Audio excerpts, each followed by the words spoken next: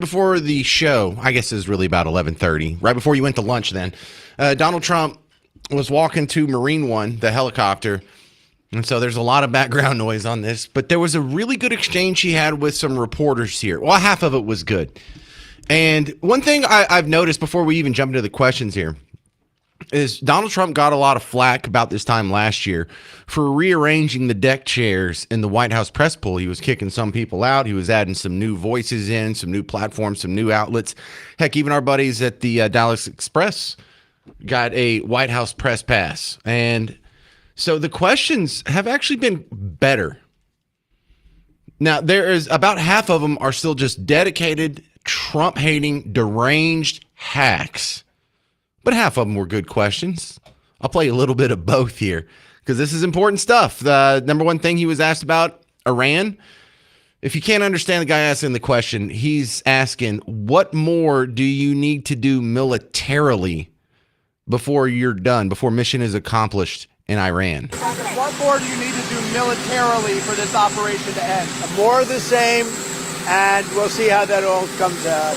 Right now, they've lost their Navy, they've lost their Air Force, they have no anti-aircraft apparatus at all, they have no radar, their leaders are gone, and we could do a lot worse to one another. We're leaving certain things that if we take them out, or we could take them out by this afternoon, in fact, within an hour, they literally would never be able to build that country back. So did you catch all that? Now, if you want to take the cynical approach, the guy is asking Donald Trump to set some goalposts in order to have something to use against him later. What happens if you do accomplish all these goals and you don't declare an end to the Iraq conflict? Or what happens when you declare into the Iran conflict? I said it wrong, didn't I? I keep doing that. The Iran conflict. What happens if you don't accomplish all these goals, but you declare an end to the Iran conflict anyway, without accomplishing all those goals? Then they could use against it. Well, are you lying about that? Or were you wrong? Or were you defeated? Or how can you call this a victory when you didn't even achieve their own objectives? So the cynical part of me says that was, I mean, it was a decent question. I don't know if it was asked honestly or in bad faith. You know, like maybe the guy really was wondering what more militarily do you need to do. But I think a lot of people were trying to set up some goalposts so they can beat him with it later if it doesn't go this way or that way. But the next question, this was absolutely in bad faith. They're going back to the strike on the girls' school in Iran. If you're not familiar with this line, he's getting asked this every time he just opens it up to reporters, and that is the story of a Tomahawk missile. The narrative by some people is Donald Trump shot a Tomahawk missile into an Iranian girls' school, killed 100 and something Iranian schoolgirls. The pushback on that is there was a military installation next door, and the military installation was hit next door, and the shock waves made the ceiling of a inadequate building crumble, and the girls were collateral damage, and he didn't strike the school. And so both of them sound a little too good. I think the truth's maybe somewhere in the middle, because there's no military reason. There's no advantage. There's nothing good to come of it. Donald Trump's over here, let's shoot the girls' school. That'd be hilarious. Who really thinks he's that evil? Anybody? Okay, don't get me started. But maybe maybe the military thought that they were hitting the installation and it was the actual school. Maybe they did hit the installation, but the explosion was right there and knocked out the school. Maybe the missile was off by like one fraction of a degree, and so it missed its target by about 30 yards, but that's enough to hit the school. You know, I'm sure the truth is somewhere down in the middle. But the point of asking this question isn't to get to the bottom of the story. The point to this is to find the thing that makes Donald Trump look the worst and make that the story. And so when we're talking about how many thousands of missiles have been fired, they've said they've bombed 600 or 6,000 different places. And if only one missile strike was off, I think that's a raging record of success. But here's the question. As Commander-in-Chief, do you... For what? For the strike on the school in Iran. A new report says the military investigation has found it was the United States that struck the school. I don't know about it. Yeah, I don't know about it, and he moves on. The United Nations found that the United States did strike the school. Do you take accountability for that? Look, war is hell. There's going to be accidents. There's going to be civilian casualties. This is why a lot of us are non-interventionists to begin with. But if that's the thing you're leading, if that's you get one question to ask the president about a war and you're just picking out the thing that could possibly make him look the worst, all right, well, we know what that's about. And then there's a place for that in the White House press pool. You don't want a whole bunch of lapdogs following around asking softballs. We saw what that looked like for the last 4 years because that's what Joe Biden had, minus Peter Doocy. Here was another good this is a pretty good question here. It's framed in a way to sort of pit Donald Trump against Thune, Senator Thune, the majority leader in the Senate, because he's sitting on his hands when it comes to the SAVE Act. But this was a pretty good little back and forth here about the Thune and the SAVE Act. Is Senator Thune listening to you when you say you want to pass the Save America Act? He says there aren't the votes to do it right now. What's your response? Well, he's got to be a leader. If he's a leader, he's got to get him. It's the most popular bill I've ever seen put before Congress. And it's voter ID and it's voter. You have to be able to be a citizen to vote. It's called citizenship.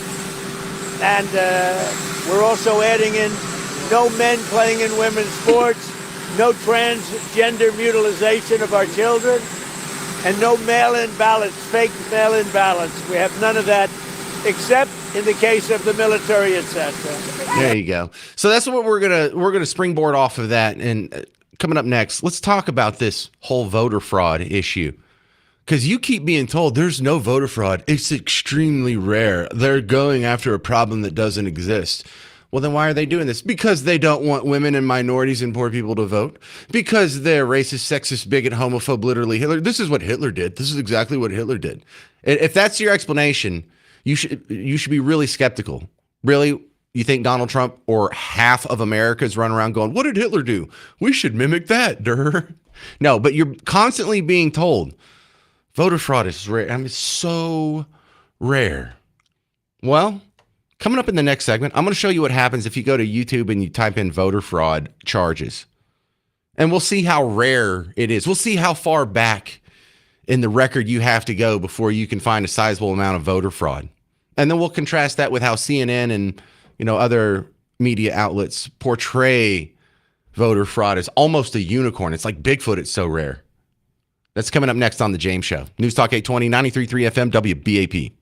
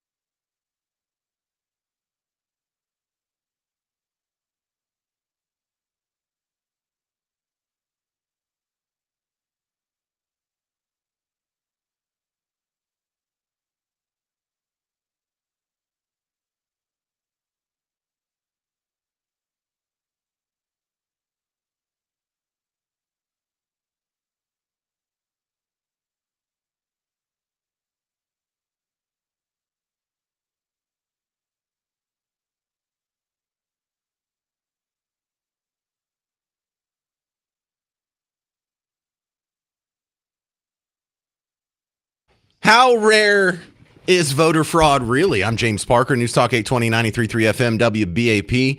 This is a great conversation to be had right now because the SAVE Act is on the table in the Senate. It's already passed the House. John Thune hasn't brought it up for a vote, and a lot of people are wondering why. In fact, you just heard Donald Trump was asked about that about 11:30-ish Texas time today. And you're being told, we don't need to pass this. The only reason anyone would want voter ID is because they're racist, right, Sonny? Don't have cars, don't have driver's licenses. So it's sort of a vestige of, I think, post-slavery laws where black people had to prove. Yeah, we don't have to sit through all that. And then you're also told by CNN, voter fraud is so rare, just so rare. Everybody has an anecdote of some kind, maybe an urban myth, but some anecdote of seeing a bus full of people crossing a state border. But here's what they truly found, and let's put it up again for people. 146 million total registered voters. Out of those, there were 2,068 alleged voter fraud cases, okay? So it does happen. It's not Bigfoot. The allegations happen. Okay, the allegations happen. Then there were 10 cases of voter impersonation reported. That's what, voter ID is supposed to... Dead people voting. Cut back. Sure. So 10 cases, okay, out of the 146 million people. There's more. They drilled down on Arizona, Ohio, Georgia, Texas, Kansas. That's where attorney generals actually prosecuted cases, okay? So beyond allegations, they prosecuted 38 cases of voter fraud. So 38. You think I can play you more than 38 cases of voter fraud before the show's over? This is so ridiculous. Here, let me give you another example, just so it's not a one-off. This is who is this? Oh, yeah, KCRA, just some local TV affiliate. Sending millions of ballots all over the country.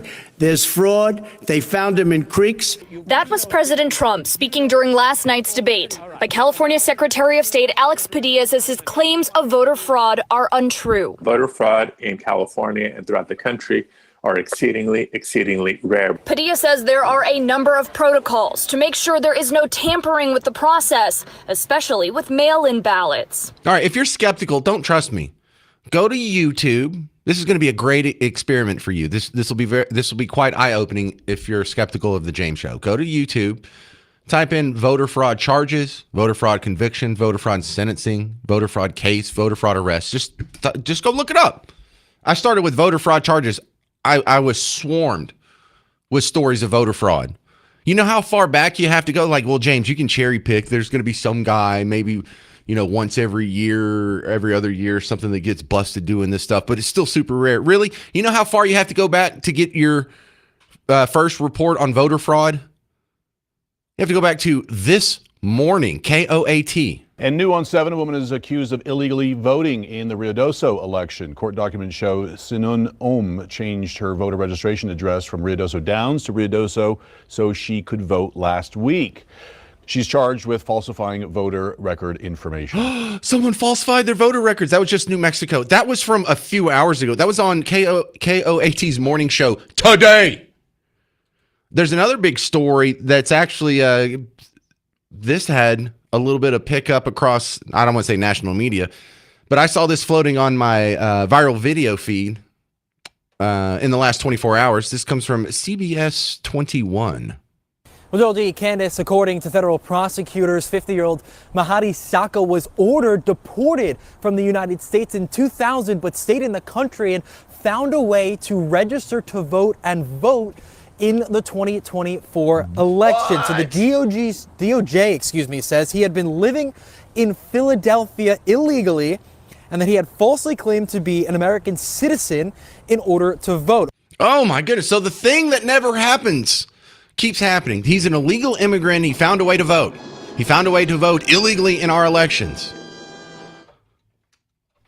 When I go through these, notice how many of these are immigrants. Notice how many of them are illegal immigrants.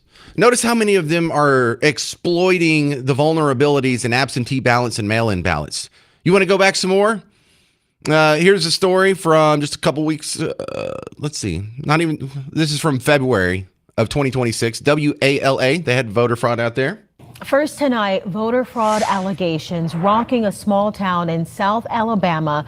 3 people arrested accused of filling out bogus absentee ballots. All right, so now we're already all over the place here. We have Albuquerque, we have Philly, we have South Alabama. Here's one from just a few weeks back. The Kansas Attorney General filing election charges against the mayor of a Kansas community that is in the town of Coldwater in Comanche County. The city's mayor is accused of voting illegally. He's now charged, though, with 3 counts of voting without being qualified. How? And 3 counts of election perjury by the Kansas Attorney General. Attorney General Chris Kobach says that Ceballos is not a U.S. citizen. If convicted, he could face more than 5 years in prison. Ceballos accused of voting in the 2022 general election, the 2023 election, and the 2024 primary. Do you catch what all happened there? You have an illegal immigrant who got fake papers, climbed all the way up the political ladder, is the mayor of a small town in Kansas, and then voted repeatedly. And did you hear him just rip off the election? This isn't a one-off. This happens over and over and over. Accused of voting in the 2022 general election, the 2023 election, and the 2024 primary. Well, certainly that's all right. Well, no, look, let's just dig around. This one comes from last year, WTNH in Connecticut.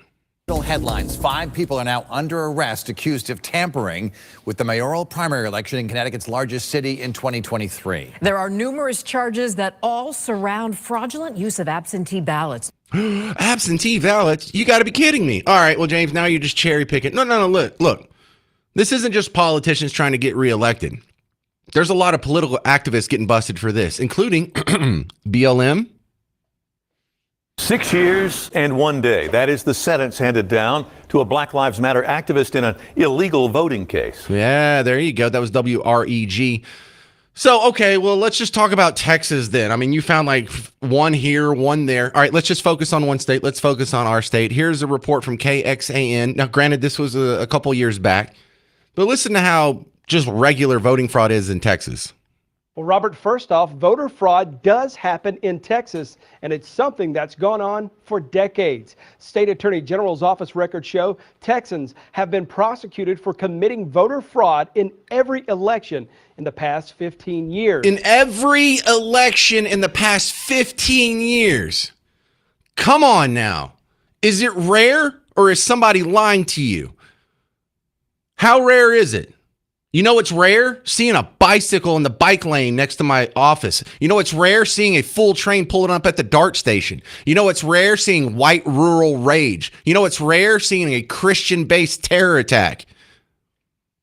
I have some more examples. Here's WKMG. It happened in Florida. This just in now, charges against a local mayor in a voter fraud investigation. News 6 has learned Eatonville Mayor Anthony Grant is in some serious legal trouble.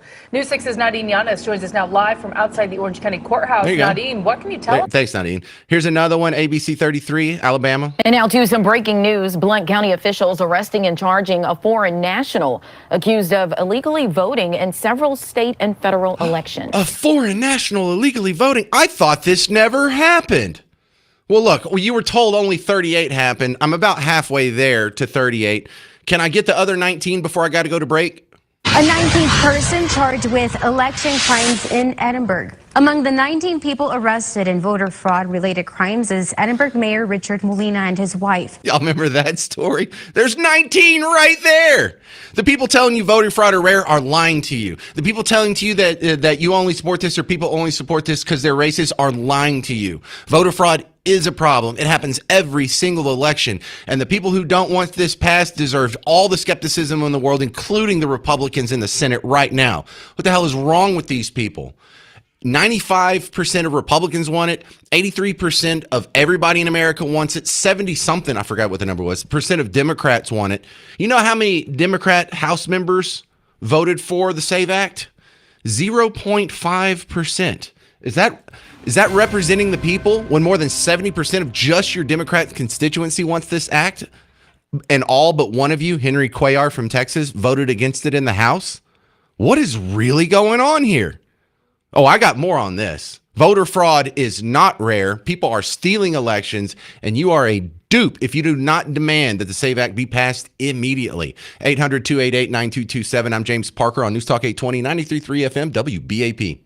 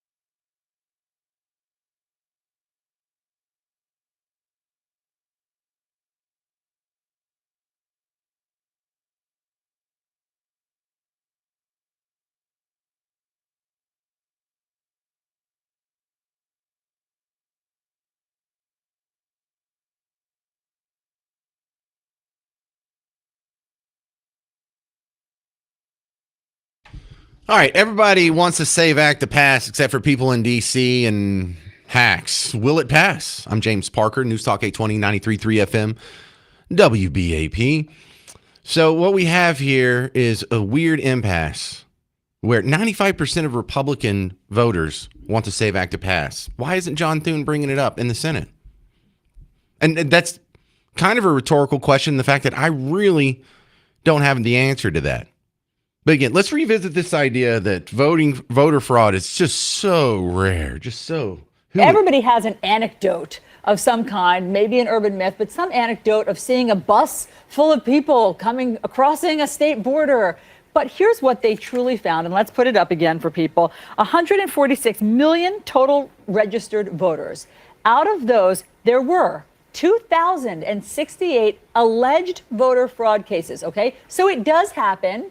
It's not Bigfoot. The allegations happen. Okay, the allegations happen. Then there were 10 cases of voter impersonation reported. That's what, voter ID is supposed to... Dead people voting. Cut back. Sure. So 10 cases, okay, out of the 146 million people. There's more. They drilled down on Arizona, Ohio, Georgia, Texas, Kansas. That's where attorney generals actually prosecuted cases, okay? So beyond allegations, they prosecuted 38 cases of voter fraud. So 38. Yeah, I showed you more than 38 in the last segment. It really is that bad. All right, to the phones we go. This is, who are we starting with? Martin in Euless. You're on News Talk 820, 93.3 FM, WBAP. Hey, Martin.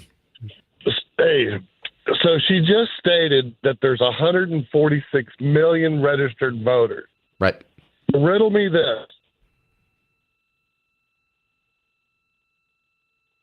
Trump got 74 million in 2020. If you add those two together, that's 155 million, meaning that there was 9 million fraudulent votes. Yeah, I don't know what year she's pulling that data from. We don't have to nitpick that part. The part we have to nitpick is, well, it's only happened 38 times, or I have other reports, so it just only happened 10 times. Bro, there's 19 people arrested in one voter fraud case in Texas alone that I can show you. I played, here, let me play this for the people who missed it last segment. This is KXAN a couple years ago. Well, Robert, first off, voter fraud does happen in Texas, and it's something that's gone on for decades. State Attorney General's office records show Texans have been prosecuted for committing voter fraud in every election in the past 15 years. So they're sticking with the fact that you only want voter fraud because you're racist, not because you want secure elections. What's your response to that, Martin? Whatever.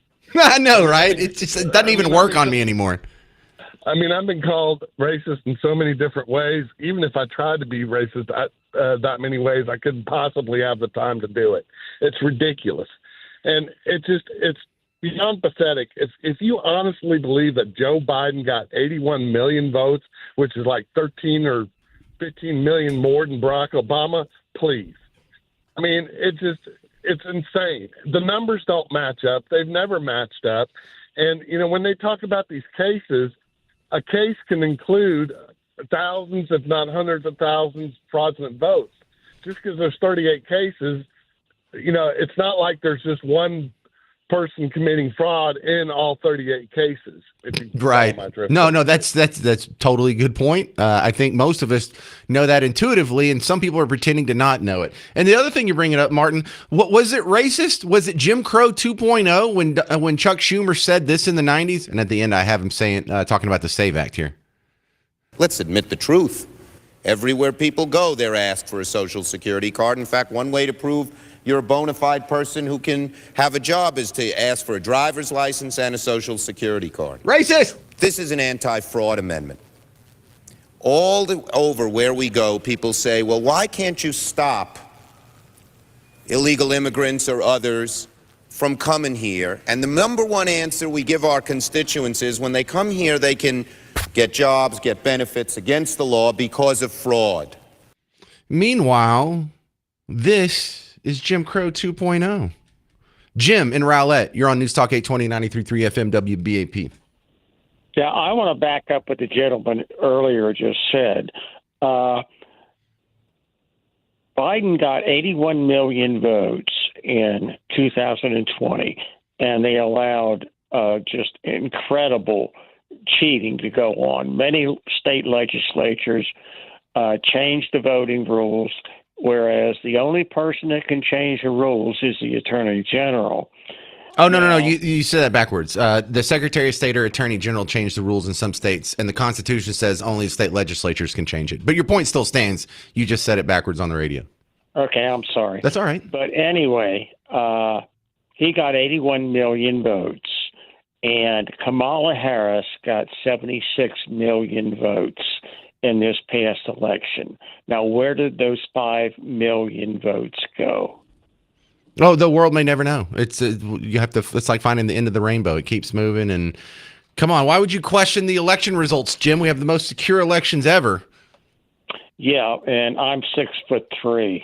Right. Well, look, I also have from 2016 and 2017, a bunch of Democrats denying that election. So it used to not be Jim Crow. President-elect as a legitimate president. You do not consider him a legitimate president. Why is that?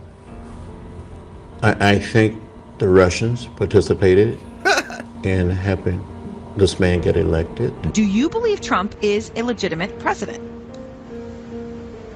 What I believe is that there's no question that the outcome of this election was affected by the Russian interference with the campaign, and because our intelligence community has... All right, that's a 4-minute montage. I'm not going to play the whole thing, but for 2017, 2018, 2019, the number one leading headline story, the most amount of airtime and ink was spent on the story of how the 2016 election was flawed. And then all of a sudden, starting in 2021, anybody who denies an election is an election denier and a threat to democracy and a conspiracy theorist and literally Jim Crow 2.0. What's really going on here?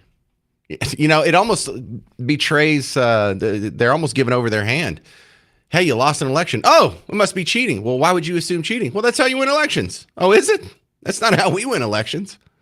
All right, coming up next, a guy who's done great work exposing H-1B scams in Texas, Kellen Jones from the Dallas Express. I'm James Parker on News Talk 820, 93.3 FM, WBAP.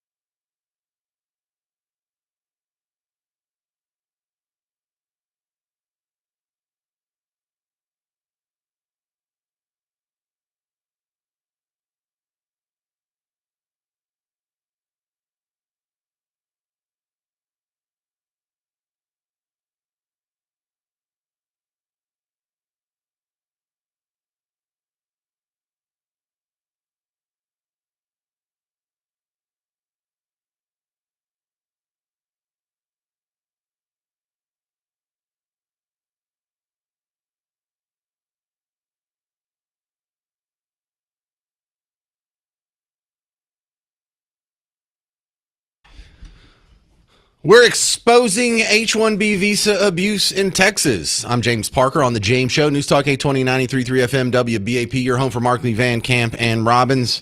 Three funny guys giving you stories you don't hear anywhere else. My next guest coming back on The James Show, Kellen Jones from the Dallas Express. And first off, I love your story, but explain it to the people listening what you've uncovered like they've never heard this before.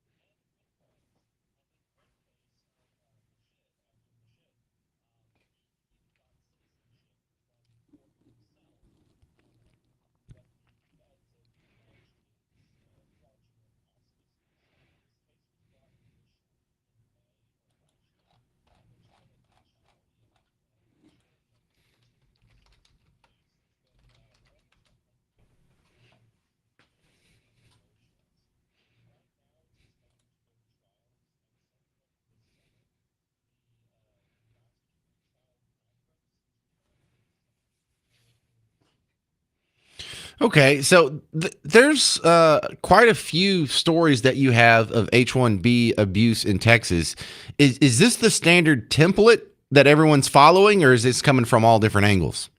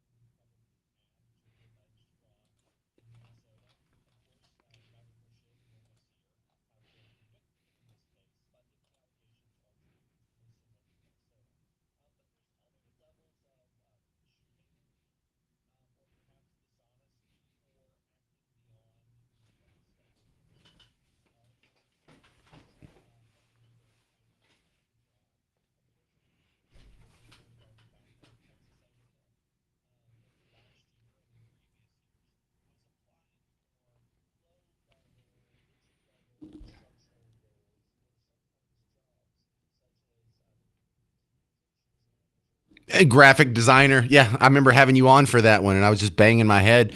But so that counts. That's technically legal, but that's clearly H-1B visa abuse. That violates the spirit of the law. That's not why the law was passed in the first place. And I think most of the American people wouldn't support it if they were given a vote on such things. So technically true, but I call that H-1B visa abuse. Now, the question is anything going to be done about it? We've exposed these people. 2 guys are going to jail, but all these people they brought here on H-1B visas, are they revoked immediately and they're sent home?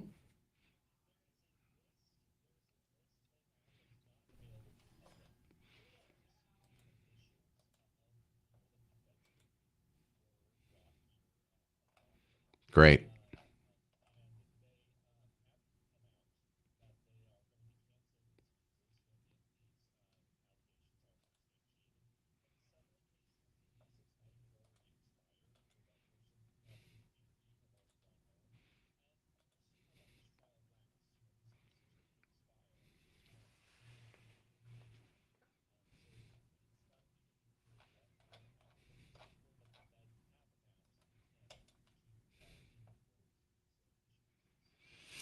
So what happens to the visa abuse situation? We can't even charge anyone with a crime or get anyone in trouble. How do we fix that one, Kellen?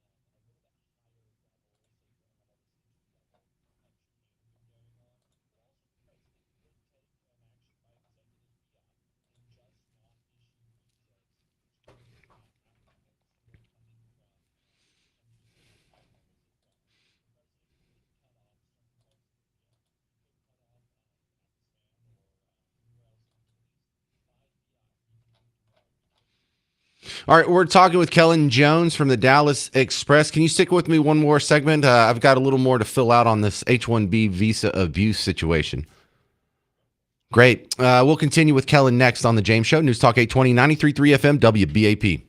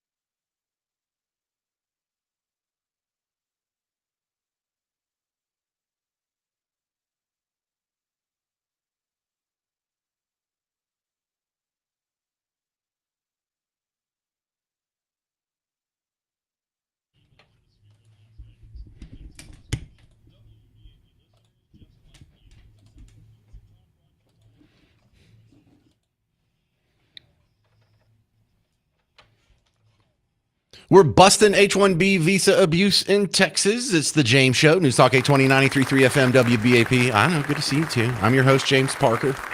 We're continuing with Kellen Jones, a senior reporter from the Dallas Express, who is covering the latest on a story of a couple guys here who are our neighbors. Now, they're immigrants, but they've been here for a while. One of them even got citizenship status.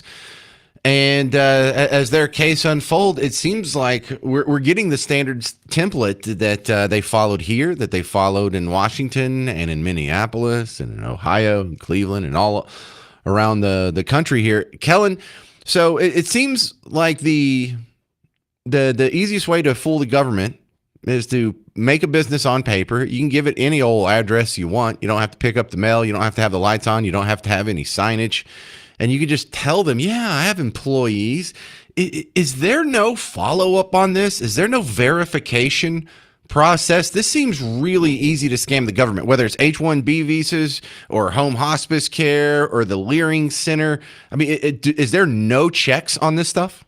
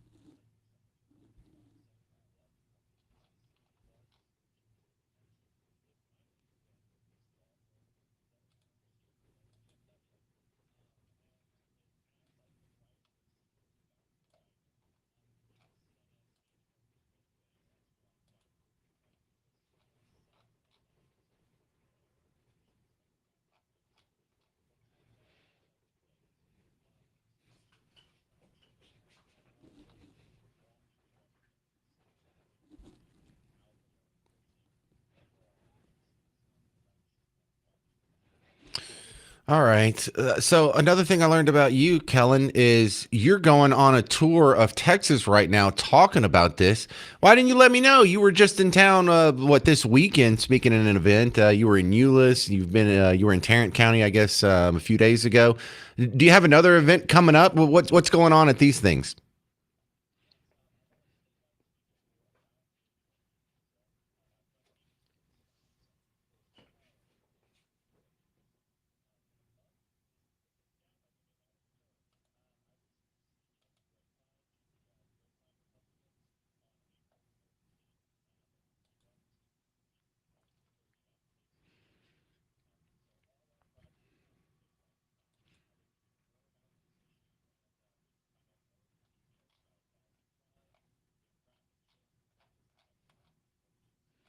So this is a sort of an information tour, but you also have a part at the end where people ask questions. What's the number one question you're getting?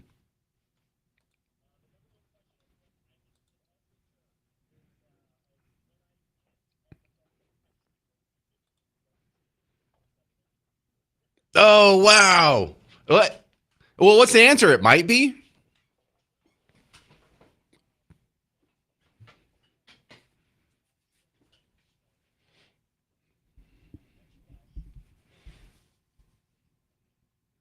Makes sense. All right. The other thing that just blows me away about your coverage of this is you find some of these companies, like Cognizant, has more than 50,000 approvals Really? There's another company, 45,000 approvals. Man, it's hard to imagine. You have a company that big. You need 50,000 foreign workers to get the job done. That is just not believable. That's it? That's over five. That's like 10,000 a year. That's like importing a medium-sized town of foreigners and just dropping them off in Texas.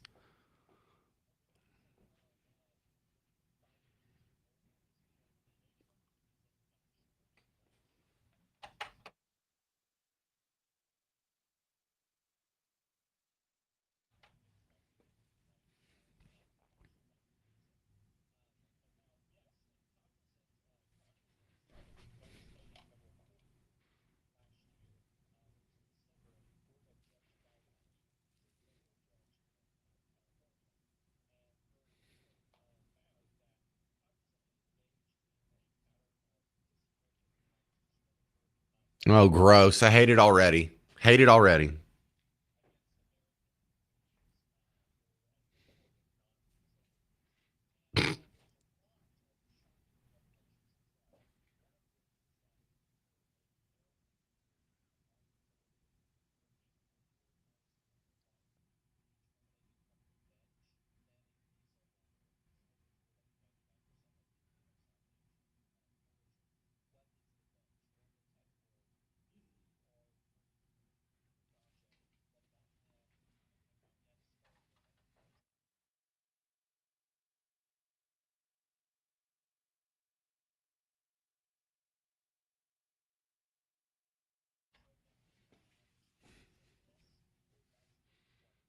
Oh, of course. Of course.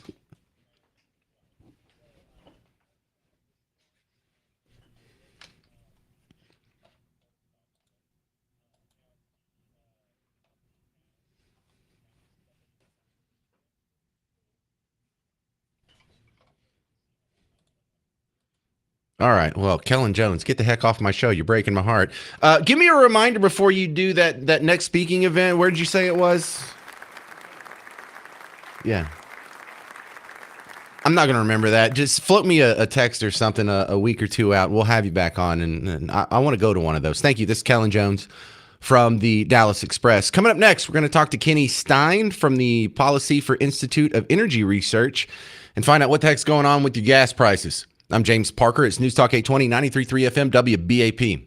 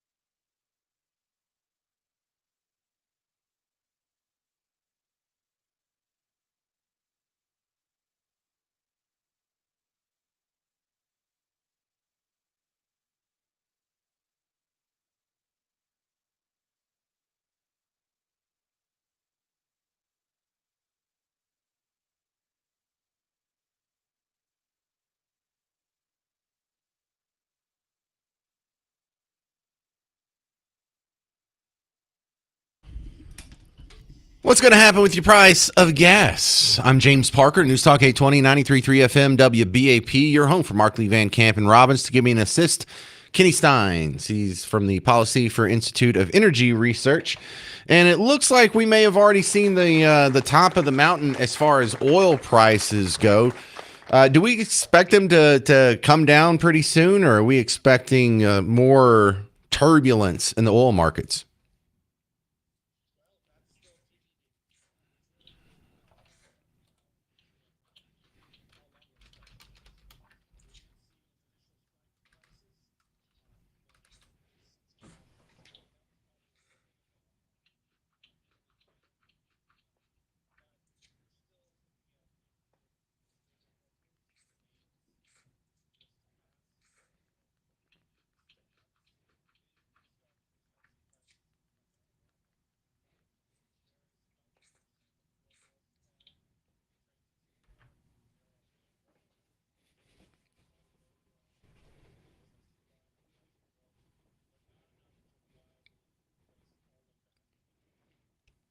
How much worse would this have been if we hadn't ramped up production in the last 5-10 years?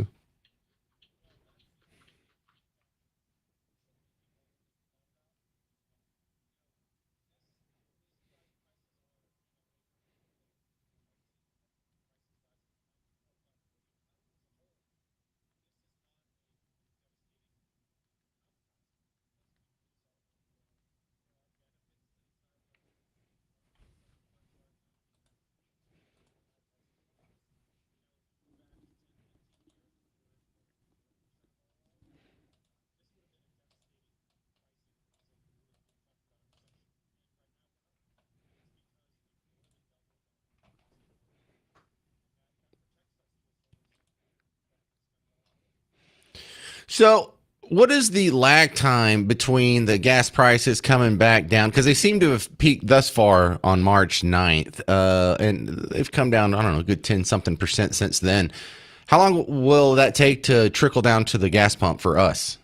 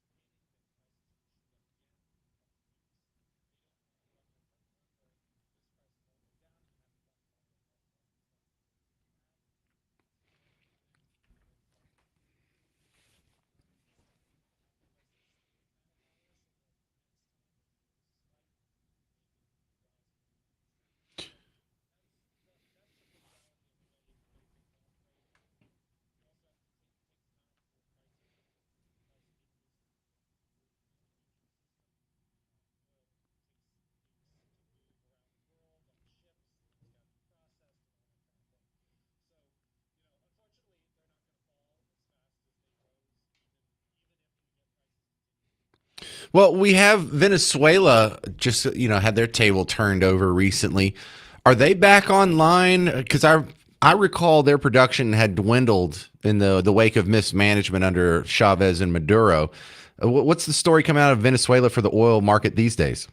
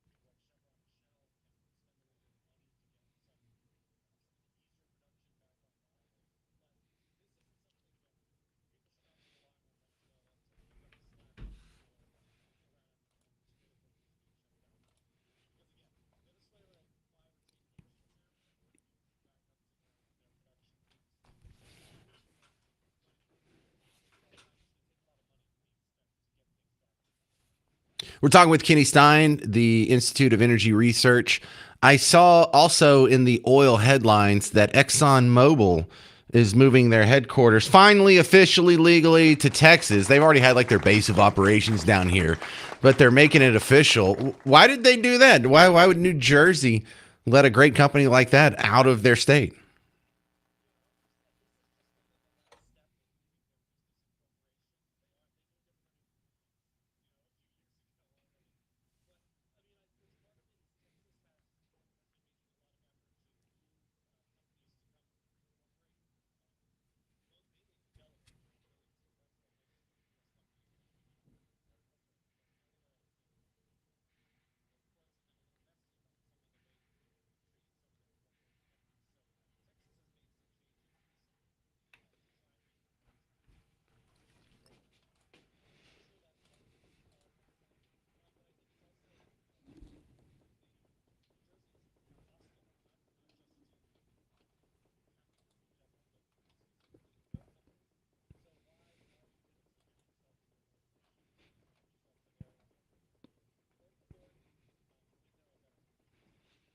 Right, good stuff. Any other oil companies left that haven't moved to Texas?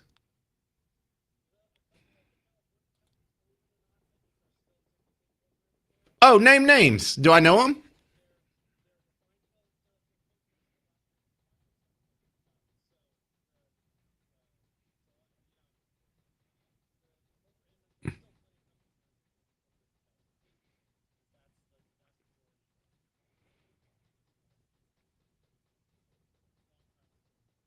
Well, yeah, and I remember when I was in college taking business classes, they told you everyone incorporates in Delaware. Uh, that it's not the way anymore, I suppose.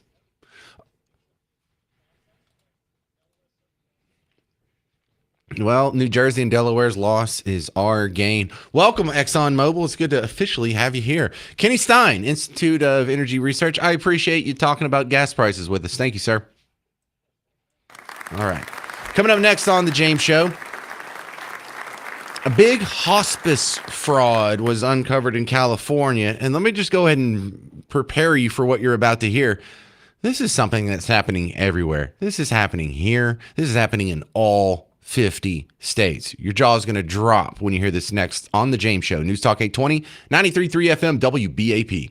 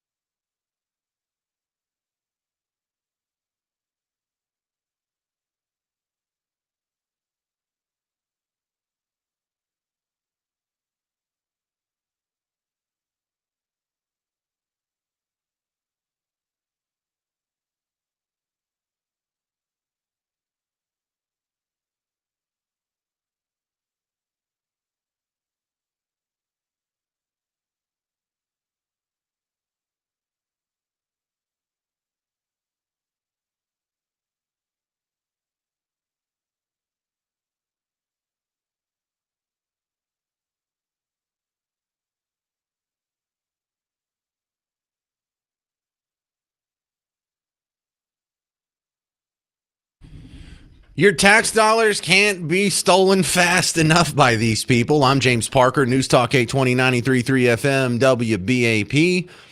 You saw the Nick Shirley expose, and that has sort of become, strangely enough, I don't want to say the gold standard, the prototype, the archetype. Archetype's probably the best word. It's become the default template. How about that? Let me use my computer words. For other independent journalists to go out and do the same thing. Nick Shirley was the guy who went through Minneapolis to the Somali daycares and showed you what frauds they were, how your billions of your tax dollars were being flushed down the toilet on just quite obvious abuse. And some of it was through daycares, some of it's through home hospice centers, home health care centers, healthcare transportation services, all kinds of fun stuff. So right after he did that, then you saw these other people saying, wow, that's all it takes to get a bazillion views and followers and clout on social media. And so you had people like John Rocker going through Columbus, Ohio, knocking on doors of daycare centers. And you had other kind of copycats doing this for months now. Well, finally, got to give them some credit here because I give them a lot of grief when they get it wrong. We have one network, finally, one network. After you and I have been talking about this for 2.5 months, actually go do the basic journalism that was accomplished by a 23-year-old with no experience, with no training, with no budget, with no network. It was just him and a guy named Dave. They had an iPhone and a Bluetooth microphone, and that's all it took. So it's amazing, but kind of a relief to see CBS News finally jumping in on the fray. So hospice fraud costs taxpayers hundreds of millions of dollars every year. Yeah, we know. California is ground zero. So basically, people steal Medicare numbers, they enroll them in hospices, and then bill for tens, sometimes hundreds of thousands of dollars. A lot of these companies are just fronts. So over 700 of the roughly 1,800 hospices in LA County trigger multiple red flags for possible fraud. So we went door to door, and what we found was empty office spaces, piled up mail, and not a single healthcare worker in sight. There's even a stretch in LA with 500 registered hospice companies within just 3 miles of each other. In fact, there's even a single building with 89 registered hospice companies. We wanted to get some answers. Okay, so my name is Adam Yamaguchi, and I'm with CBS. No, look, you're hearing this is what Nick Shirley did. He goes to the door. Hey, I'm just here. I'd like to.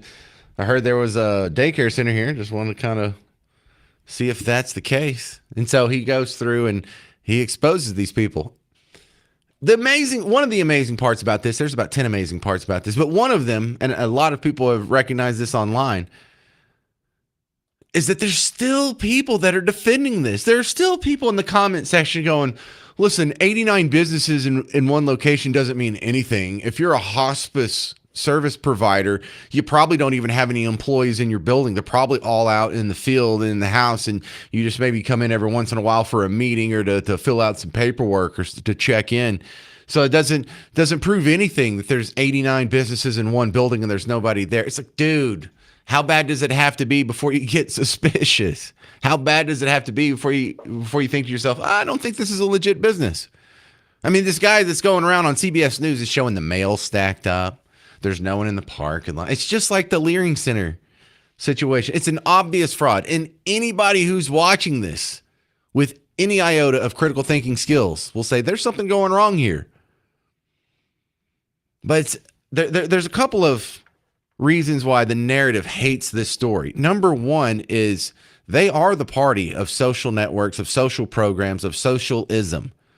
And every one of these stories reminds the American public just how failed and stupid socialism has proven itself to be over 100 plus years of trying to get this right.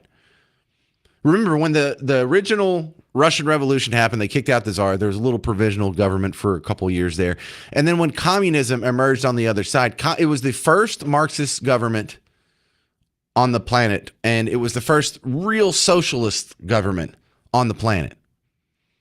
And we were told that this is the new system of governance for the future.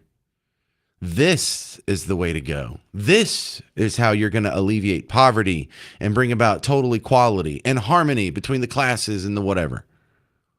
Well, it failed within 70 years. Communism only lasted until, 1992? And already fell flat on its face. But that didn't stop these people from trying. And they're going to keep trying over and over and over. It doesn't matter how much it fails. There just seems to be some sort of flaw in the human experience that has people searching this out. I guess it sounds good on paper. Hey, how about we all share? And then there will be enough food for everybody. There'll be enough housing for everybody. There'll be enough, vacation time for everybody. Where does that work? Where is that working out? Because the record of history is crystal clear. The only time you're improving the lot of the ordinary person in society is when you're at least somewhere close to a free market capitalist economy. And the closer you get to that, the better you do. The more you stray from that, the worse you do. And there's no exceptions to it. And you may be able to point out Cuba's a failed state. Yeah, Cuba's just one island. They don't have a whole lot of resources to begin with. Plus, they're right next to a belligerent hyperpower. But the Russia thing should have ended everything. They were what may be the most technologically advanced country on the planet for a while there. Remember, they beat us to space. They were the first people to put a satellite up there, a dog up there, a human being in space. They're the first people to put a probe on the moon. Did it last, or did it immediately deteriorate? And you know the answer to that. The other example is when we split Germany in half. East Germany, West Germany. Let's take one country, we'll split it in half, we'll make one half socialist, one half capitalist. Which one failed? Which one fell on its face? Which one had to put up of the Berlin Wall? Was it the capitalist or the socialist? So it's amazing how these people are just now discovering, oh, wow, socialism. It's not working over here. I can't believe it. Well, at least CBS is on it. Because you and I have been all over this. We were over this before the Nick Shirley expose. And even Dr. Oz, who was in the House of Representatives, he ran for Senate, lost to John Fetterman in Pennsylvania. He's now in the Trump administration somewhere in, he's not like Surgeon General or something, but he's one of those medical people in the Trump administration. He put out a video in January talking about the fraud in Cali that CBS News just finally admitted to 6 weeks later. California is already paying back $1.6 billion that they previously charged to the federal government for healthcare services given to illegal immigrants. But they have a much bigger fraud problem that hurts American citizens. So I've instructed Governor Newsom to produce within the next 3 weeks a comprehensive program integrity action plan to address major fraud in their healthcare system. I'm going to give you 3 examples of embarrassing fraud that Governor Newsom has been seemingly tolerating for years. First, California shares the problems that we are seeing in Minnesota with in-home supportive services. What are these? They include personal care like bathing or grooming, household tasks, cleaning and cooking, shopping, transportation. Now, these are tasks that your family could do for you, but having the government pay has generated some significant cash for unethical people. California's spending for these services increased from $8 to $28 billion over the past decade. Why should the federal taxpayer spend 250% more money on California, which is already an affluent state? And this program is still growing by double digits annually. Second, in 2024 alone, spending for home health care in California increased by more than 21%. The number of home health agencies in California almost doubled between 2019 and 24. LA County alone is accounting for $1.4 billion, representing almost 9% of total fee-for-service home health spending for the entire country. And you should care about this, not because it's unfair, not because it's unjust, or because someone's stealing and getting away with it. No, this excess spending at the federal level has resulted in the deficits, which results in money printing, just adding to the monetary pool there, which has led to inflation for you and me. You and me have both gotten a 25% pay cut since the year 2000.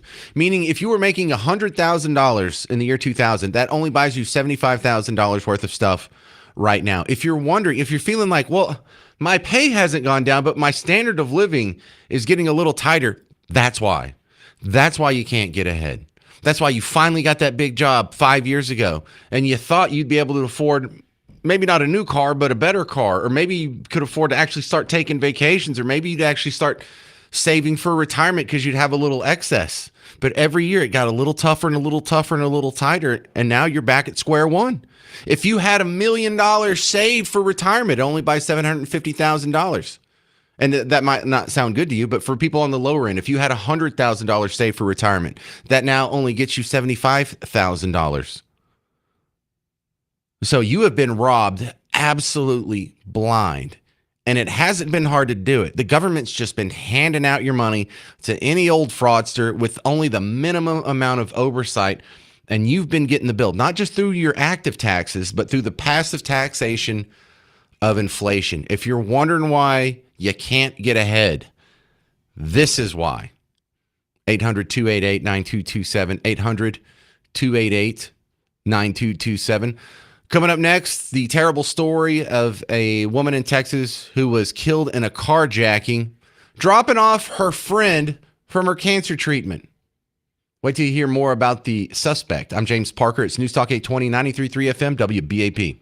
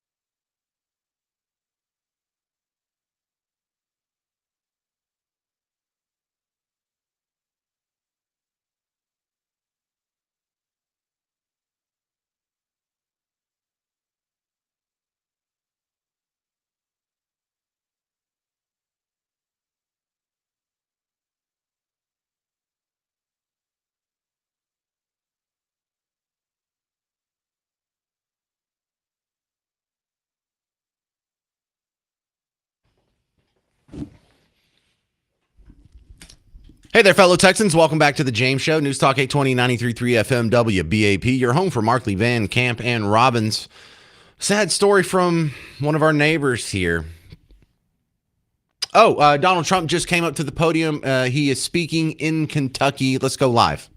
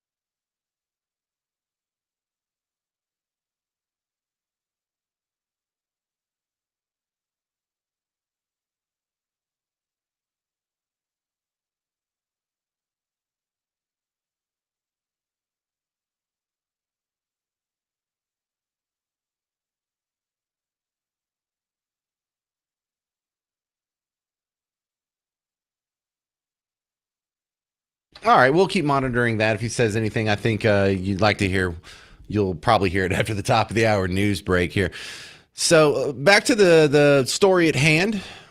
This happened in Texas. This is a sad story about what happened on Friday night. And I mean Friday like 5 days ago. Friday. And this is out of the Houston area. Friday, I went to MD Anderson for my second chemo treatment, and I shared about that on Friday. My friend Marietta. So we left MD Anderson at 10:50 on Friday night, and we drove to my friend's house who we were staying with. My friend Marietta was driving my car, and she dropped my dad and I and the luggage off at my friend's elevator. And then she went to park the car. And when she parked the car, on her walk back, she was shot and killed. They have caught the guy. He stole my car, totaled the car. There were 2 guns in the car that he put there. They were not my firearms. He then escaped on foot and entered an apartment complex and barricaded himself into a vacant apartment he broke in. And the SWAT team was able to get him out after a couple of hours and arrested him. And it turns out he had some similar evading arrest and things like that and a juvenile record, and he was out on probation. And that's when all this happened on Friday night. So there's a lot of problems with this. You go dig a little bit further into the story and you find out the guy that did the carjacking. I mean, how dare you call it a carjacking, murder and carjacking. He's 18. He has a juvenile record that's largely sealed, but even since he turned 18, he's already in trouble for what they're calling aggravated battery. Now, I don't know the technical ins and outs of everything legal here, but if you punch someone, it's battery. If you use a weapon, isn't that where it gets aggravated? So it's quite likely this guy has already committed a violent crime with a gun. Why is he out? Why is he out on bond? This seems like something that could be completely preventable. And that's the dastardly part about so many of these crime stories are the preventable ones. You know, if it's done by an illegal immigrant, especially some guy who's been deported 10 times, that breaks your heart because that could have easily been avoided. If it's happened from some guy who's been arrested 100 times, and I know that sounds like an exaggeration, but for some of them it's true. That's awful because it seems like it could have been easily avoided if only we would enforce the laws the way they're written. This is another one where a guy who clearly can't be trusted to be out of jail. He has multiple juvenile offenses. He has multiple offenses even since he's been able to be tried as an adult. What is he doing out on bail at all? I can understand bail if it's your first offense, especially if you've never been convicted of anything before. I can understand bail if they're really young and it wasn't that bad of a crime. You know, bail for shoplifters or something nonviolent. But here you have a repeat violent offender and some softy judge is letting them walk. You know, mercy to the criminal is punishment to the victim. This is what we call suicidal empathy, where you care so much about the poor, poor kid in jail that you cause him to be released in order to alleviate his suffering, but you cause more suffering to the outside world by releasing him. It's a really dumb thing. It's a really illogical thing. For most people, we see that and we're like, well, that's stupid. We shouldn't do that. But there are people in positions of power that do it, and there are a whole lot of our neighbors that can't rush to the polls to vote for these people fast enough. And part of you thinks, well, if this is the kind of judges you want, then this is the world that you should have to wallow in. Let them learn their lesson the hard way. That's not good. Because some innocent lady has nothing to do with that world, probably wouldn't vote that way in a million years. Coming home from cancer treatment by her friend who's a good Samaritan is now victimized for the rest of her life. What do you do about this? Stop voting for Democrats? I mean, it seems really obvious here, but let's try just something that's not political or shouldn't be political here. Enforce the law the way it's written. whether it's your immigration law, laws on deportation or coming here legally, whether it's the H-1B visa scams, whether it's the home hospice scams, whether it's the young violent repeat offenders. Just enforce the damn law. 800-288-9227. 800-288-9227. Coming up next, an immigrant pushed two men on the train tracks in New York City in the subway. I'm James Parker. It's News Talk 820, 93.3 FM, WBAP.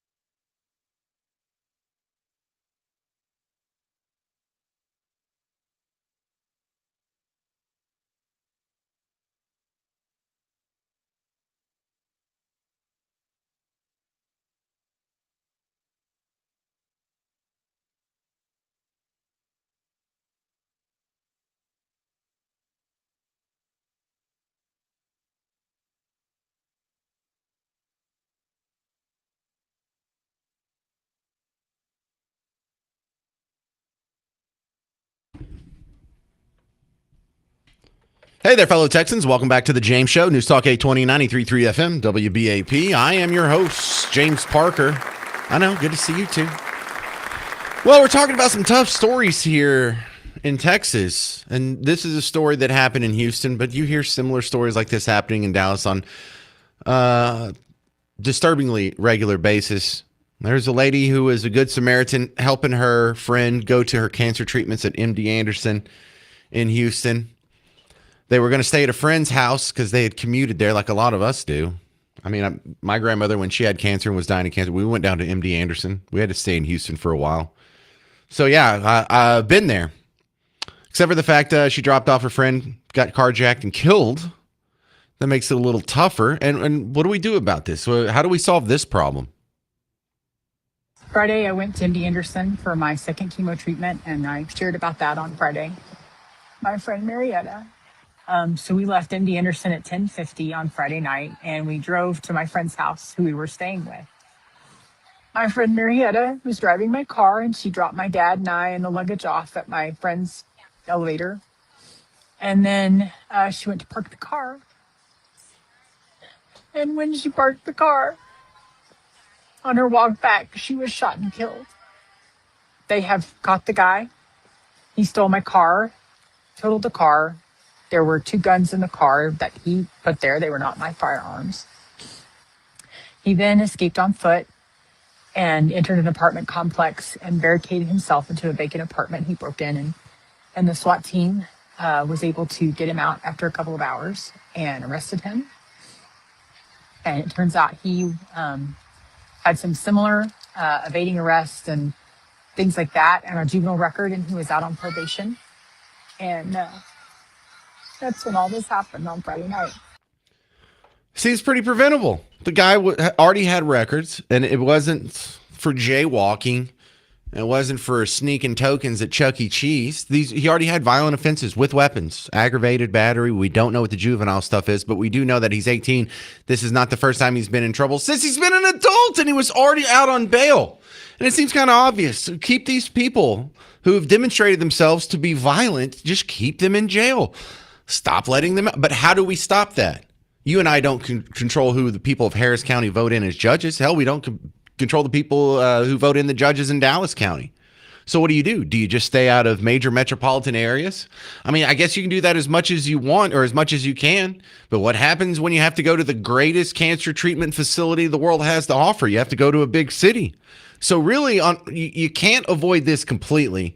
And I think that's what we find so frustrating. These are crimes that are easily prevented. These crimes that are by illegal immigrants, these crimes that are by legal immigrants, these crimes that are by repeat offenders.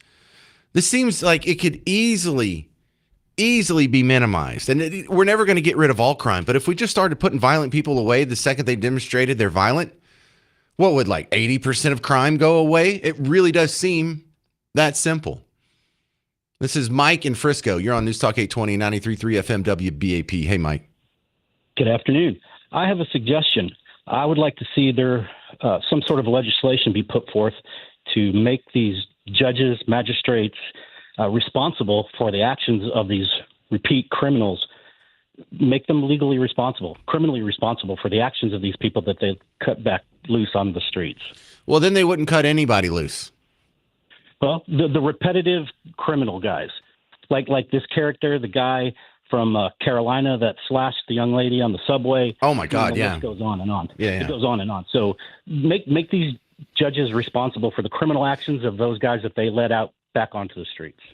I don't know how we do that without just getting rid of bond, period, because then no judge would ever let anyone out on bond, because there's no negative consequences to keeping them locked up, but there is negative consequences to letting them out. And so, extremism in the other direction is going to have a lot of negative consequences too.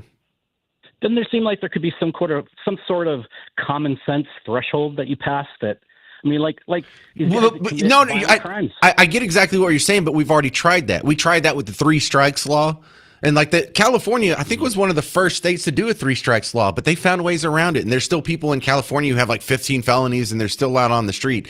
So we've kind of tried that. And I'm not saying you're wrong. I'm just saying I don't know how we would word it to make it be effective, because we've tried similar things in other states. And really, when you're at this point, you're not even dealing with the root cause of the disease. You're dealing with the symptoms of the disease. You know, you're not taking the AZT for your AIDS. You're giving them a Kleenex so they can wipe their nose. And so if you really want to have the question on how do we stop this problem in the first place, or how do we minimize it, you know, that answer is dads. Quite obviously, dads being in the house is the biggest number one determinant whether or not you're going to go to prison, whether or not you're going to develop an addiction to drugs, whether or not you're going to end up in sex work for women or being a rapist for men. For almost every societal ill down the line, it seems like the correction for that, or at least the minimization of it, would be dads. We don't control that either, Mike. We can't make people in the inner city fall in love and get married and have their kids in wedlock. So I think that's why I'm so interested in these topics, is I don't have the answer to this. Make a good point. Dads are missing a lot of places. That's a big problem. Yeah. Well, dads are missing, you know, in white communities and rural communities and Hispanic communities greater than they were in previous generations. It just expresses it a lot more in the black urban communities, which I think is a great explanation, because then it means, well, this isn't racist. This isn't racial. I don't think there's anything inherently wrong with people based on the color of their skin that makes them more criminal than others, because the studies show that if a black American kid is born in wedlock with his biological parents both in the house throughout his childhood, he's less trouble to society than the white kid who is born and raised by a single mom. So it's I mean, it doesn't make me feel a whole lot better about the situation we're in now, but I guess there's some hope for the future if enough people start to catch on. And does that really sound like I'm hateful? Is that what a hate-filled racist bigot would say? Well, what do you think we should do with the black community? We should encourage them to fall in love. We should encourage them to find a soulmate, get married, live happily ever after. Now, we get lectured at the Super Bowl halftime, the only thing that can bigger than hate is love. Well, then why aren't you encouraging love? You're not encouraging love. You're encouraging, I saw the Super Bowl halftime.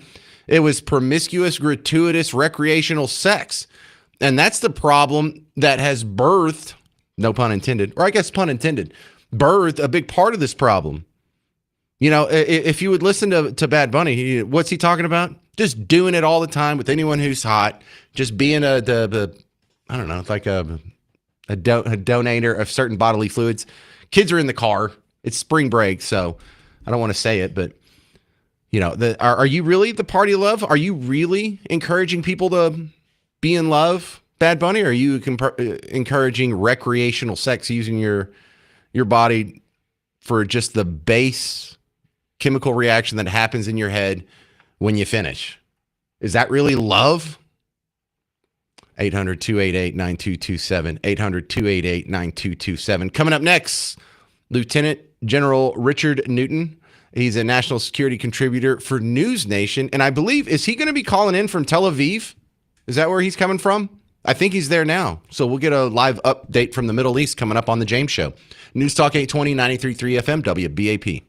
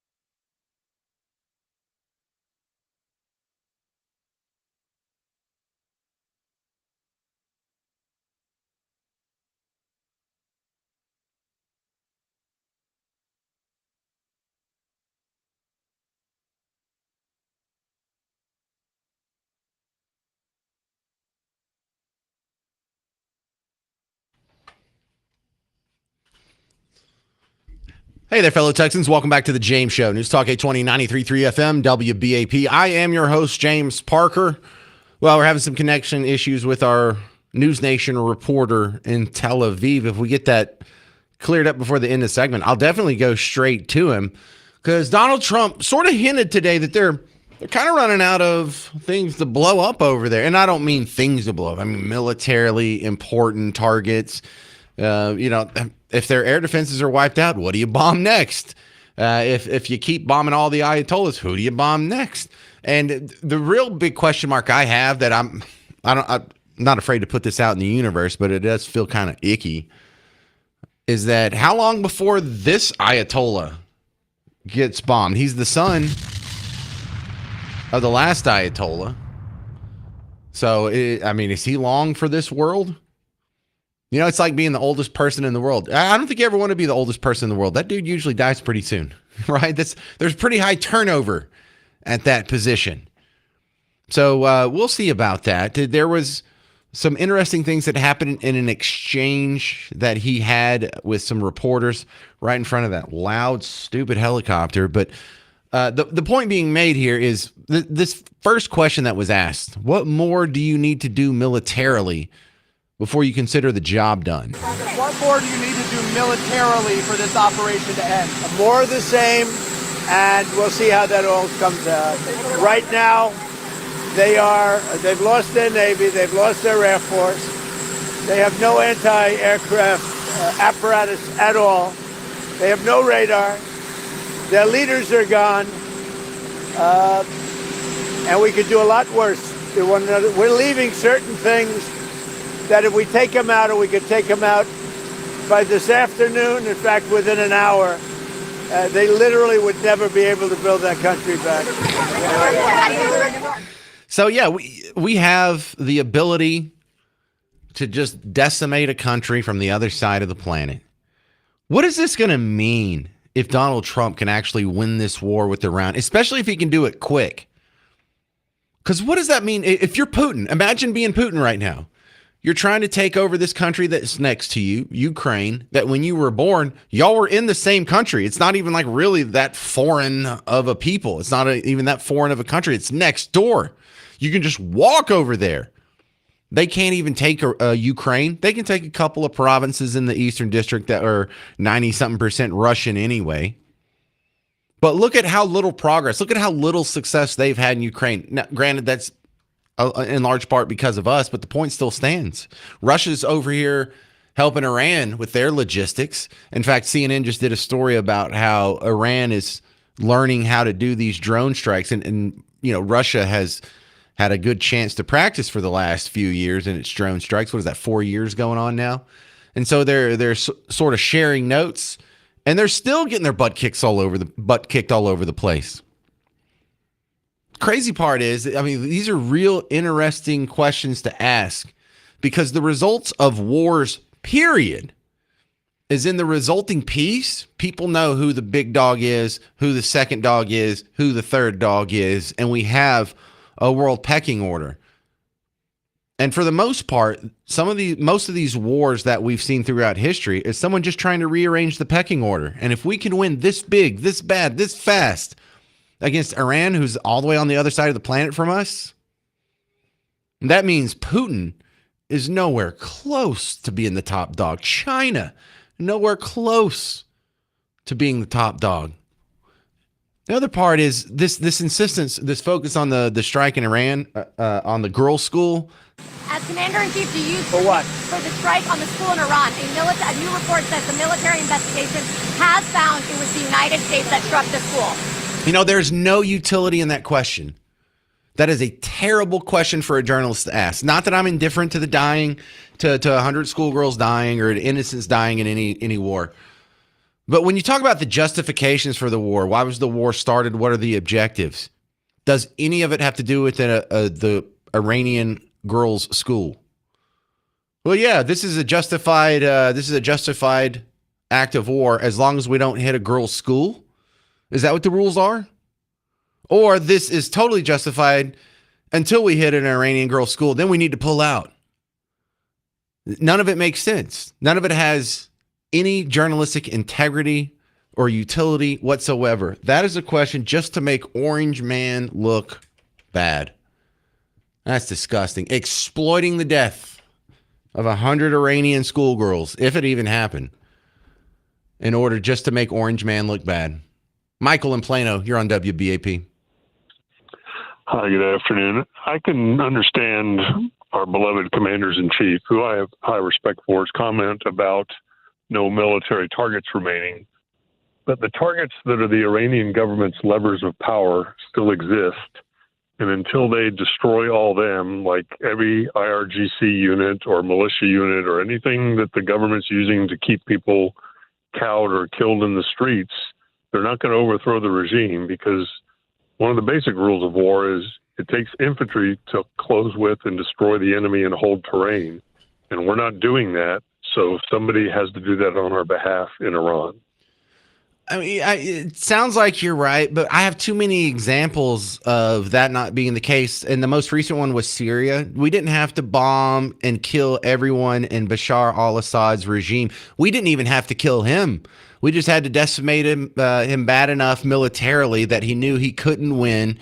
And since his opponents had the backing of the outside world, he's now living in exile. Didn't he go to Moscow, or he went somewhere? He's just chilling out in exile. There's a lot of those. We didn't have to do all that to get Noriega out of Panama.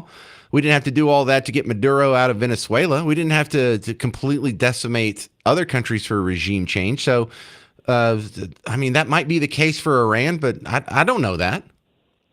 Well, they talk about this group that it's called the Byrat, B-Y-R-A-T, something like that. It's like the shadow government network of operatives all loyal to that Ayatollah committee, who are basically a second government, and they're the ones really running things. And I doubt that we have significantly reduced their numbers or their influence. And given that they don't have a Second Amendment over there, and none of the population's armed, it's going to be hard for them to overthrow people. Yeah, I hear that. Yeah, good points there at the end there. Michael in Plano, appreciate it. Thank you for calling into the James Show. Thanks for listening. All right, so where does that put us? Coming up next on the James Show. This is just kind of gross, but another immigrant attack. 2 men were pushed on the subway tracks in New York City. One of them's an 83-year-old who's still in critical condition. You'll hear that terrible story coming up next on News Talk 820, 93.3 FM, WBAP. Hey, Texas homeowners. James Parker here for Rhino Shield. If you remember anything about Rhino Shield, just remember paint is now for the inside of your house. For the outside, you're going to want to use Rhino Shield. And listen, if you want to go full bore with it, once you understand this technology and how awesome it is and how durable it is and how good it lasts, you'll want to use it on everything outside. Of course, it'll make your house look good. It'll stick to the wood, the stucco, the brick, the metal, aluminum, whatever you got going on. But if you got a little cabana out back, if you got a shed, like a she shed or a hobby shed, you might want to get that covered with Rhino Shield. If you've got a garage where, a workshop where, I don't know, maybe you have a drill press or a hydraulic lift or whatever you're doing out for your hobby, that could use Rhino Shield. And the guys at Rhino Shield are telling me a lot of people have started doing it on their fences, whether it's your regular old privacy fence, because I've just got the old wooden privacy fence. And I got that a few years ago, and it's already like grayed and crusty and rotting, and the boards are kind of flaking off. It would have lasted a lot longer if I had put Rhino Shield on it. And if you're going to do a brick fence, well, then you definitely want to use Rhino Shield because it'll look great, and you'll come back in 10, 20 years, and it's not going to be peeling and flaking and cracking. And so if you're worried about the expense, mention the James Show, get 15% off, and Rhino Shield can do something else paint can't. They can put it on a low monthly payment for you because the bank won't give you a loan on paint. They will for Rhino Shield. Why? Because it's that good. Go to rhinoshielddfw.com.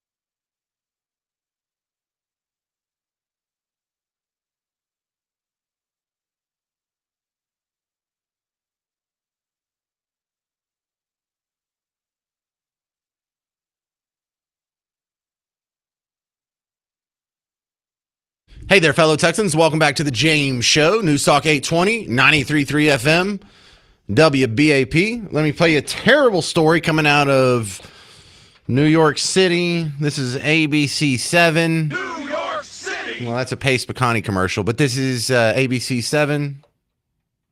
Recording from the subway tracks, a victim says he was pushed by this man wearing a red hoodie before also shoving this 83-year-old man off the platform. Cuando yo caí a las vías del tren. Speaking exclusively with me in Spanish, 30-year-old John Rodriguez of Maspeth, Queens, says he was on his way to work, standing on the southbound FQ platform at the Lexington Avenue 63rd Street subway station, when he says this man, captured on his cell phone video, unprovokingly shoved him. Y lo que quise hacer fue... I panicked. I started asking for help, not only for me, but for the other man that was pushed. Watch again. He starts recording as a Good Samaritan tries to help him. That's when he says the 83-year-old got pushed too. Police say that man, who lives on Roosevelt Island, is listed in critical condition. So yeah, this happened again. Crazy guy pushing people on the train tracks. Any mention of race in that? Was there any mention of that? No? That's weird because in other stories, race is the most important element possible. In fact, in other stories, it's so strange how in some of them, the race gets put in the headline. You can't get away from it. In some stories, they even see race where racism isn't there. Like George Floyd's the best example. Like, there's a racist killing. Well, how do you know it was racist? Because it was a white guy harming a black guy? Do you know it was in his head? Did he say anything racist? Did he even mention the guy's ethnicity at all? Was he saying the N-word or any other ethnic slur? Was there any slur involved whatsoever? Did he even say anything negative about the guy? What proof do you have that it was based on racism and not just a bad call? I think I'll put my knee on his back because this guy's overdosing. You don't know. So there we are. You're not going to get the full answers for that from the media. You go look it up yourself and you'll get the answer that you expected. All right, now joining us from, I believe, Tel Aviv. This is amazing. Lieutenant General Richard Newton. I've seen him on News Nation here. What is your location, or are you allowed to tell us, Richard?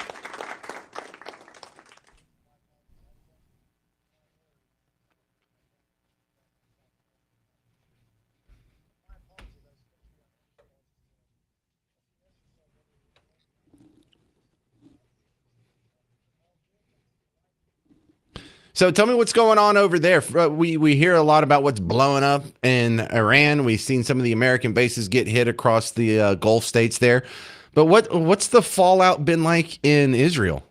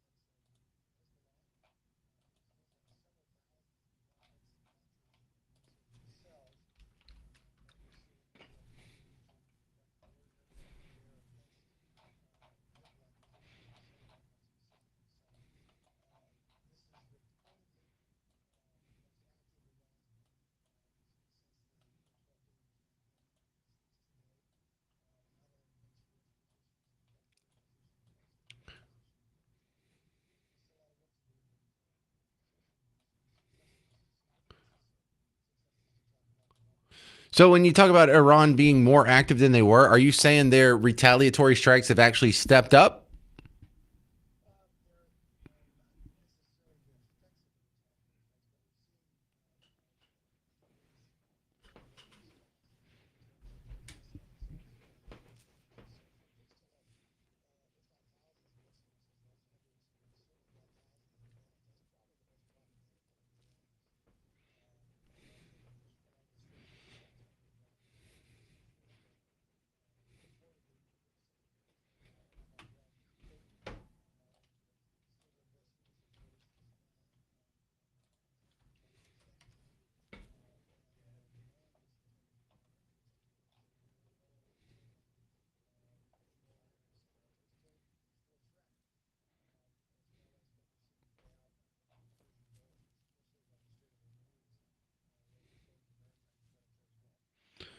So we're talking with Lieutenant General Richard Newton, and when the drones come, what are we using to shoot them down, or what's Israel using to shoot them down?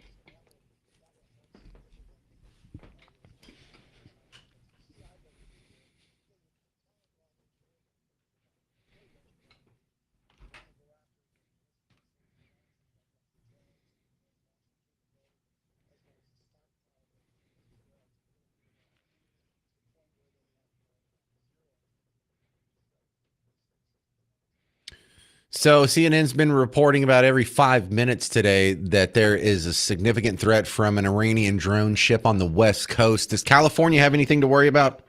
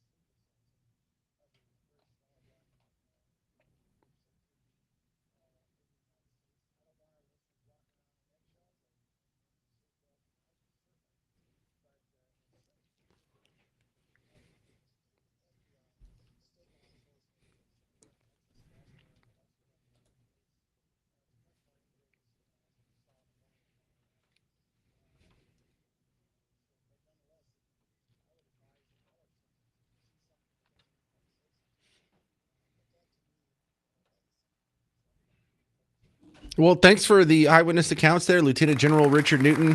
Where do we see your reports on News Nation?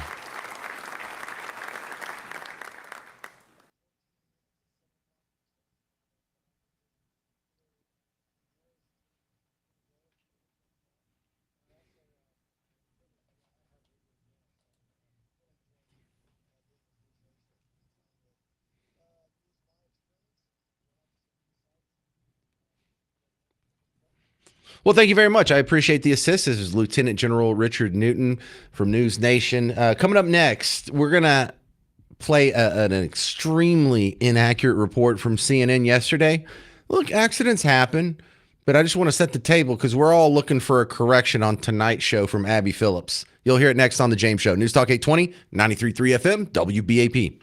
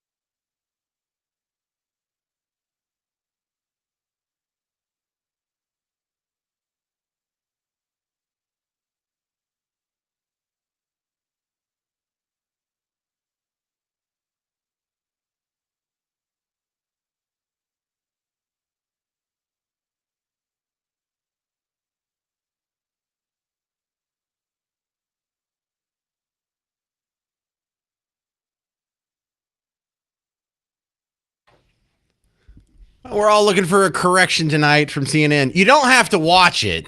I'll let you know on tomorrow's James Show. It's News Talk 820, 93.3 FM, WBAP. Your home for Mark Lee Van Camp and Robbins. By now, you know the details of the story over the weekend in New York City at the mayor's house. New York City! Some anti-Muslim... I mean, the protesters, they weren't protesting anything. It was more of a rally. They roasted a pig, and they brought it on a gurney out in front of the mayor's mansion, which isn't really like a threat or anything because the mayor wasn't even there. He was just trying to get some attention for himself. There were more counter protesters saying, this New York is welcome to anybody. And while some beta male was lisping through a bullhorn, an angry young Muslim terrorist used him as a springboard to chuck a bomb into the crowd. Luckily, it didn't go off.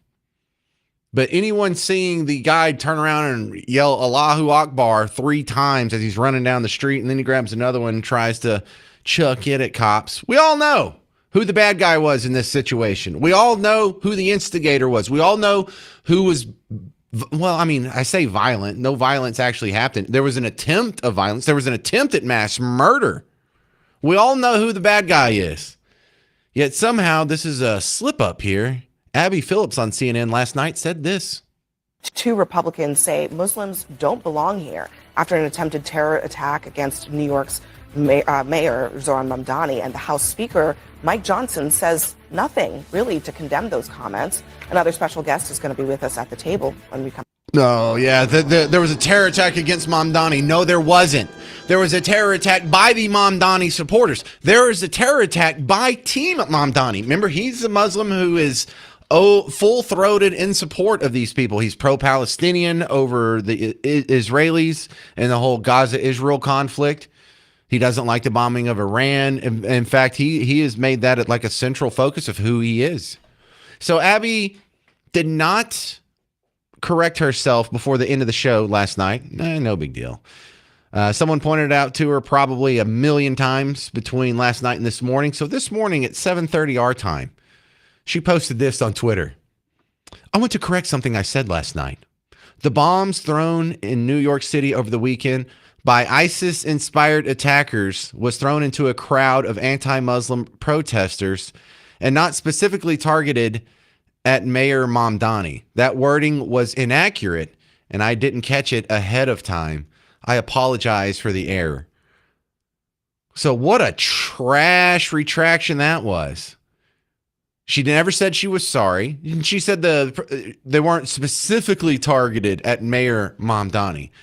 Well, it wasn't secondarily or vaguely targeted or generally targeted at Mayor Mamdani. There wasn't any adverb that should go there. It was not targeting Mayor Mamdani. Thank you very much. But we'll see if she corrects the record on the air. We'll see. There's a whole lot of people who are watching this. Jimmy Fallon probably had the best. He's on our sister station, KLIF, this evening. He probably had the best response to that. He said, if September 11th happened today, the New York Times would describe the Muslim hijackers as amateur pilots, and Mamdani would invite their relatives to dinner. This is the dumbest time there has ever been to be alive. We'll see. Come back tomorrow on the James Show. We'll find out if she did the retraction. Stick around. Mark Levin's next on News Talk 820, 93.3 FM, WBAP.